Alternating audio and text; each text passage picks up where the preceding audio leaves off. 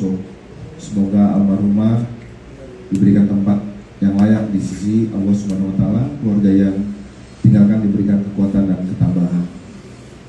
Pada hari ini kami akan menyampaikan beberapa peristiwa berdasarkan fakta yang sudah didalami oleh penyidik maupun penyelidik serta dari Bid Propam Polda Metro Jaya. Dengan adanya kejadian viral bahwa dianggap adanya BAP yang direkayasa. Di sini kami akan meluruskan informasi berdasarkan fakta. Kami sampaikan kepada rekan-rekan dan masyarakat sekalian, informasi berdasarkan fakta kejadian.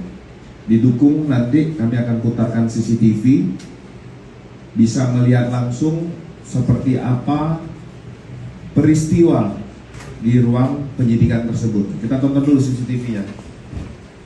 Nah, ini penyidik pada saat menyampaikan kepada saudara IP alias R bahwa kami menyiapkan berita acara ini interogasi, kami sampaikan berita acara interogasi di kertas bekas untuk dilakukan koreksi. Apabila sudah ada koreksi, ini bisa dicoret, nanti akan kami tuangkan ke kertas yang sudah dipersiapkan. Dari penyampaian penyidik ini sudah disepakati oleh saudara IP.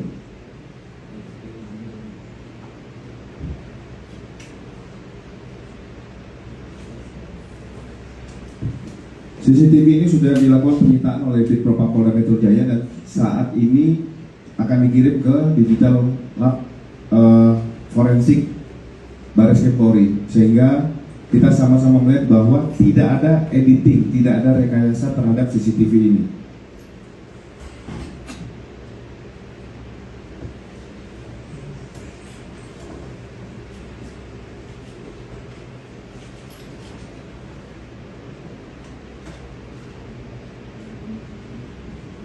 Ini masih terlihat penyidik dalam ini. Hadirkan ya pada rekan-rekan bahwa ini objek BAP yang sebenarnya. Ini coba dipegang. Nah, kalau namanya BAP yang sebenarnya itu hanya berada dalam satu lembar bagian depan. Sisi belakang itu bersih. Ini lembar hanya satu sisi. Jadi bukan dua sisi pada lembar kertas. Sementara untuk kertas bekas yang digunakan oleh penyidik ini menggunakan dua sisi dan itu juga terbalik. Jadi ini sisi depan yang bisa kita baca langsung, ini sisi belakang yang terbalik dengan perkara yang berbeda. Ya, itu kita luruskan pada rekan-rekan sekalian. Termasuk barang bukti handphone yang dirusak oleh istri dari saudara IP. Ini juga menjadi barang bukti yang disita oleh penyidik. Tadi udah ya? Terjawab ya? Oke. Berarti kan itu dari video itu si bapak penyidik itu minta buat kertasnya itu mau diambil dan mau disobek. Tapi itu memang prosedurnya harusnya gitu. Jadi Maksudnya? kan dia minta mau disobek tuh katanya kertasnya kalau dalam video itu. Ya, video itu kan dinyatakan setelah dia mengambil gambar, baru dia mengisi voice over tuh, iya kan? Tetapi pada saat dilaksanakan kejadian awal kan tidak terjadi. Dia menerima itu, tetapi Pak, kenapa ada narkotika? Ini yang asli, kan kita sudah menyampaikan bahwa perkara itu perkara lain, perkara berbeda. Tapi karena ini sudah diambil gambar, setelah beberapa menit kemudian yang bersangkutan mengunggah, berarti artinya ada suatu niat bagi yang bersangkutan. Alasan dari penyidik pakai kertas-kertas itu apa? Ya, dalam artian ini kan bisa untuk menjadi coret-coret pada saat koreksi, itu bisa menjadi oret-oretan, nanti akan di-print kembali. Yang penyidik juga melakukan langkah itu salah, efisiensi, karena memang didukung oleh negara untuk kita ada anggaran proses penyidikan dan penyelidikan. Ya, Mbak Dias. Kan tadi kan disebutkan bahwa ada dugaan kelalaian karena penyidik ini menggunakan kertas yang seharusnya didisposal. Nah, untuk progres dari pemeriksaan oleh Propam sendiri seperti apa, dan apakah memang sudah ada sanksi yang dijatuhkan? Ya, jadi Bid Propam setelah mengetahui kejadian ini sudah melakukan pemeriksaan terhadap penyidik termasuk Kanit, dan ini karena kelalaian menggunakan kertas-kertas dan memberikan tindakan hukuman disiplin, tindakan disiplin dan tegas. Bapak Kapolda juga memberikan himbauan kepada seluruh jajaran para direktur penyidikan, Kasat Reskrim, Kapolsek untuk kembali mengingatkan bahwa ketentuan dasar kita didukung oleh anggaran sehingga tidak perlu menggunakan kertas yang sisa. Kertas sisa harusnya disposal. Tindakan disiplinnya seperti apa? Nanti kita lihat dari Propam. Ada info bahwa saudara IP ini merupakan mantan residivis kasus narkoba, itu benar nggak sih, Pak? Nah, ini kasus berbeda ya, tapi harus kami jawab. Saudara IP alias R ini merupakan mantan narapidana kasus narkotika yang bersangkutan pernah dihukum di tahun 2012 dan dikenai selama 5 tahun, dan September 2016 sudah vonis bebas. Jadi benar, nah mungkin karena melihat halaman belakangnya kait kasus narkoba ada traumatik mungkin bagi saudara IP. Satu lagi, kan kemudian muncul video viral dengan narasi yang berbeda dengan fakta. Nah, apakah terkait video viral ini juga akan dilakukan penindakan lebih lanjut? Ya, kami pasti akan mendalami, karena apakah dengan mengunggah berarti kan sudah ada niat, dan karena yang mendapat handphone pertama saudara IP yang merekam dan mengirimkan kepada orang untuk mengunggah.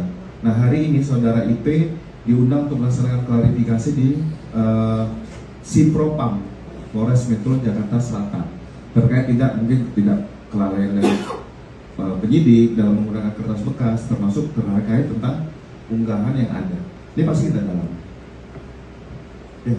Untuk karena yang memposting itu berbeda dengan yang IP gitu Pak, hubungannya apa Pak? Maksudnya apakah bayaran atau hubungannya seperti apa antara kedua? Ini masih kita dalami ya. Artinya yang penting kami di sini pihak Polda Metro Jaya bukan membantah, bukan mengcounter, tapi kami ingin menyampaikan suatu informasi yang berdasarkan fakta dan peristiwa, serta kami bisa menghadirkan bukti paper yang disampaikan.